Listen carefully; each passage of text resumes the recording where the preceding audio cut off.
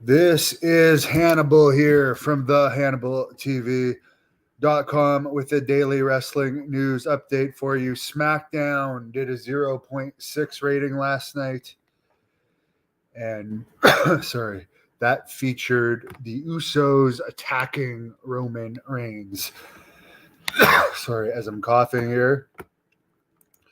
As far as this bloodline storyline, the one thing other than the long, boring in-ring promos I don't like about it is, does anyone actually think either of the Usos stand a snowball's chance in hell of actually beating Roman Reigns for the main world title?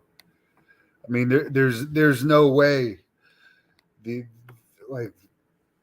That's what I don't find interesting about it. Yes, they are going to feud with Roman Reigns, but they don't stand a chance of beating him because they're not on the same level as him in marketability or popularity. Braun Breaker was asked about the comments Rick Steiner, who I once wrestled, made towards a transgender wrestler back at WrestleCon. Now, there's no video of this. This is what the transgender wrestler said. And a referee that was with the transgender wrestler, Giselle Shaw, was a witness. We haven't heard Rick Steiner comment on it, but Braun Breaker said, quote, "Yeah, I appreciate the question. I can't speak for my father, but that's not a reflection of me, who I am, and what I'm about," end quote. So the rumor and innuendo is Braun was supposed to be added to the main roster after WrestleMania this past year, but that incident or whatever, that alleged incident, caused the delay. And again, there's no videotape of it. Everyone has camera phones these days, and to my knowledge, the complaints about it happened later on social media rather than at the situation.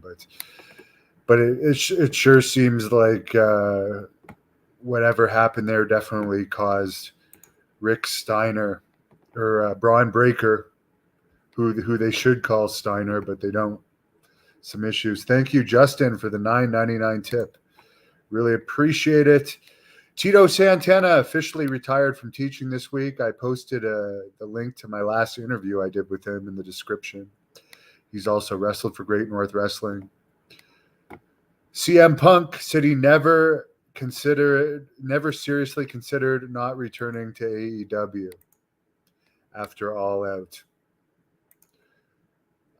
And also Miro, the former Rusev, who allowed his wife to make out with Bobby Lashley while standing above him in WWE, has displayed frustrations towards AEW because the last time they used him was at All Out 2022 last September, and his previous match before that was June 26, 2022. So he's just sitting at home collecting a payday, and he said, quote, "It sucks. Like I said, looking for answers, not getting any. It's not a good place. And not just me, but overall as a human being, when you have no answers to all these questions, it just eats you inside," end quote. Well, when you say that your workplace is not a good place, that's not going to, encourage them to use you more. But who am I to tell a guy that gets to sit at home making hundreds of thousands of dollars? And supposedly the reason they stopped using him was because he refused to do an angle where he had to put somebody over that he didn't want to put over. So that's what the rumor is about that. And Tony Khan doesn't usually fire people. He'll usually let them ride out their contracts unless it's something that's going to get him a lot of bad publicity. Ted DiBiase, who is recently claiming he has memory issues, is denying the allegations that he stole money from the poor or misappropriated money from the poor related to that Mississippi welfare money scandal going on with him and his family and Brett Favre's. I don't know really any of the details about it other than what I've read in the news. So we'll let the court system sort that out. I've had good workouts this week. Really good workouts. My worst workout this week was actually today, but I've ran every single day this week. I don't know why I'm coughing. There's supposedly a bad air pollution warning, and I just came in from a walk with Piper. Maybe that's it, but I'm getting in good shape. And by the way, Jack Kilby is going to announce the replacement tomorrow. He told me today that's replacing Carlito on the Great North Wrestling Smith Falls event, since Carlito is going to WWE, according to what he said to us. What the hell did I just do? Anthony said AEW gave Miro other opportunities and he turned them down. Yeah, that's what I heard too. I'll be honest with you, and you guys can say what you want, but I am a promoter, and Miro wouldn't draw anything on the independent scenes. We saw what Braun Strowman drew on the independent scenes. If you look at most of the crowds for that Control Your Narrative wrestling that since went out of business, that Braun Breaker was on, they're lucky to have 200 people at a lot of those events, and that's a guy that was pushed as a top star for a long time. Miro, he should just be happy he has a job at all. I have not benched 500 pounds since I tore my pec, but it's getting back up there. Hello from Houston, Texas. I regret that I never went to Houston, Texas when I was in Texas, but maybe I'll be back someday. I do love Texas, and I do want to ride a bull again. What did Steiner do? The story with Rick Steiner, it's only allegations because there's no video of it. And it's basically Giselle Shaw and a ref's word again. I don't know if Rick Steiner has even denied it, but it's this transgender wrestler that supposedly wrestles for Impact. I don't watch Impact, so I wouldn't know.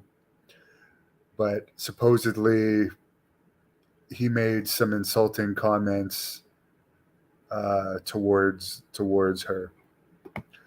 And then she went on social media after, and then he got heat. He was taken off WrestleCon the next day. And again, supposedly that's the reason why Breaker hasn't debuted yet. So I suggest people check out that Tito Santana interview I did, who just retired from teaching. And I also suggest they listen to the Marty Jannetty shoot interview I did yesterday. That one was really good. I also reposted the whole interviews before and after and the match that I had with AJ Styles where I beat him. Miro should be in the embassy. I honestly don't watch AEW. As I said, I think I said this during my Observer review. I was talking to someone who actually has booked some stuff in AEW lately and is like, oh, I'm the one that did this. I'm the one that did this. It's like, man, there's so much wrestling. There's hours and hours and hours and hours and hours of wrestling. It's impossible to follow it all. And overall, AEW isn't my style of wrestling, but I wish them luck with Collision. I hope it goes well for them. It's too bad. The best angle would be to do like the work shoot angle with Punk and the Elite and this Ace Steel guy that's Punk's friend. But they're saying, I don't know if this is a work shoot or not, that they're not going to work together. But that is what I would like to see. I did notice that Punk complained that Adam Page, who supposedly Adam Page wasn't in the main backstage skirmish, so there's no clause where Punk can't talk about his issues with him. But that was all resulting from a clothesline or a chop to the teeth. I mean, I remember when I wrestled Tatanka in Europe, not only was he farting the whole match, but he had long fingernails and you'd get a chop in the nipple, chop in the mouth. He was very sloppy with his chops. He was in his 50s by the time I was wrestling him, but like to me, it was just no big deal. CM Punk's supposed to be so tough. I mean, honestly, here's a thing why I don't like wrestling these days.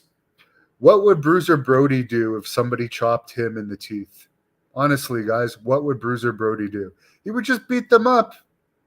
That would be it. He would just beat them up. And today's wrestlers will whine. Will just go and whine about it. That's why I don't like wrestling today. They're whiners. I don't know much about Adam Page, but I'm not a whiner when it comes to wrestling. I'm really not. The only thing I ever complained about was a guy infecting me with Hep C that cost me my WWE contract. As far as stiff stuff that's happened to me in my matches, hard ways and concussions, I never complained. Never, ever, ever complained. Yes, Tom, Brody would just beat the piss out of someone and that would be the end of it. I did listen to Wrestling Observer Radio, actually, and I noticed that Brian Alvarez and whoever he was talking to, I don't remember, we're just bringing up, like, how Punk, like, basically went off on a tirade and insulted the company during that whole all-out thing, and Tony Khan just sat there and did nothing. Now he's coming back in a good position, and Miro, who's coming back, is bitching about AEW publicly. It's like, Tony Khan is too nice. Vince Russo has even said it, and I agree with him on this. Tony Khan, like, needs to lay the hammer down a little bit more here and there, but whatever. That's just my opinion. Wish everybody a wonderful weekend, and whatever happens on Collision, it's not airing in Canada, other than on an app. So I won't be watching it, but I'll watch the highlights. Punk, apparently, if you look at the tickets for the United Center show tonight, Collision's debut in Chicago, there's only about 8,000 out between comps and pre-sold. That's like a 20,000 seat arena that sold out for his return. So obviously he's not as hot. And the Canadian numbers for Collision, Hamilton in a 20,000 seat arena has like 800 tickets out. So overall, Canadians, I don't think give a damn about CM Punk. They probably see him as a diva and a whiner. To me, as I said, I watched a video of him. I just talked about this. I recently watched a video of him from like when he was still with WWE, giving a tour of this personal tour bus that he had to travel in. Like, he's got his own tour bus with like a king-size bed in the back, fully equipped with food and stuff, and his own personal driver. Like, and then he was claiming he wasn't being treated right in WWE. To me, he's a whiner. To me, CM Punk is a whiner. But I'd rather see Goldberg. I would much rather watch Goldberg wrestle in a squash than CM Punk. I like Samoa Joe, but none of the other guys in that 6-man tag match Punk is in, I care for at all. FTR are smidgets. Not quite a midget, not quite the size of a real person. They're very plain and boring. The funniest wrestler I ever met, Lacey Von Erich. By far. She cracks me up. Have a great night. Thank you for watching the Hannibal TV. Please like this video if you enjoyed it and click the subscribe button to not miss any of